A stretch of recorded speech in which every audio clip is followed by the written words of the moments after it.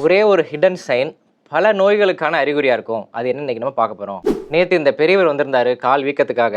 அவருக்கு நான் fitting பீடியல் oedema check பண்ணி பார்த்தேன். 5 செகண்ட் நம்ம கட்டவரில் வச்சு ஹோல்ட் பண்ணணும். ஹோல்ட் பண்ணும்போது அங்கே ஒரு குழி மாதிரி விழுகும். அது பேர் தான் பிட்டிங் பீடியல் எடிமா. பல்வேறு காரணங்கள் இருக்கு. ரைட் சைடட் கார்டியாக் ஃபெயிலியர், அதாவது இதயத்தினுடைய செயல்பாடுகள் கம்மியாக இருக்கு. 2வது முக்கியமான காரணம் சிறுநீரக பாதிப்பு. 3வது முக்கியமான காரணம் கல்லீரல் செயலிழப்பு, அதாவது லிவர் சிரோசிஸ். ஒரு சில பேருக்கு ஹார்மோன் பிரச்சனைகள், ஹைப்போதைராய்டிசம்லையும் கால் வீக்கம் ஏற்படலாம்.